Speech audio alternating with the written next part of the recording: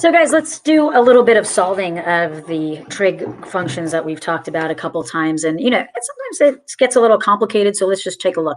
So if I had an equation that said 2 cosine 2x minus 1 equals 0 on the interval 0 to 2 pi, when I hear the interval 0 to 2 pi, I kind of think the unit circle, or one period of the function.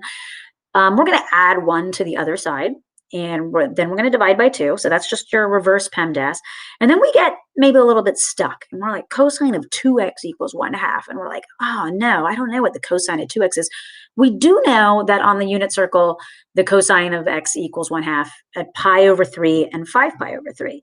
And you're almost completely there. It's just one little extra step.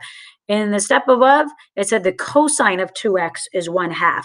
And what we know is the cosine of x. So basically all you do is you take these two values that you have over to the side and you just set 2x equal to both of those. So going back to the top, I'm just going to take it back. We got to this step through reverse GEMDAS or PEMDAS, however you want to say it.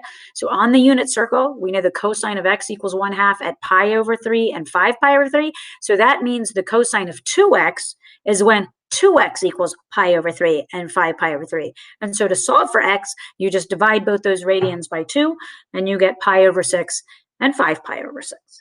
Let's do one more example. So you just have another example while you're doing your problem set. We have 2 times the sine of 5x plus the square root of 2 equals 0. And then again on the interval 0 to 2 pi. Let's subtract root 2 from both sides, and let's divide by 2. So we're back to our problem where we're like, I don't know what the sine of 5x is. But you do know that on the unit circle, the sine of x is negative root 2 over 2 at 5 pi over 4 and 7 pi over 4. We always know when we see that root 2 over 2 or 1 over root 2, we know that's one of the pi over 4s, and sine is negative in the third and fourth quadrant. So we know that sine of x is negative pi over 2 at 5 pi over 4 and 7 pi over 4. We're almost there. That means the sine of 5x is negative root 2 over 2 when 5x equals 5 pi over 4 and 5x equals 7 pi over 4. So just divide by 5 on both of those sides. You get x equals 5 pi over 20 and 7 pi over 20. And remember, we said about calculus, it's kind of fun because you don't have to simplify fractions a lot of the time. But let's just go ahead and simplify the fractions to end our problem. So 5 pi over 20 becomes pi over 4, and 7 pi over 20 is already simplified.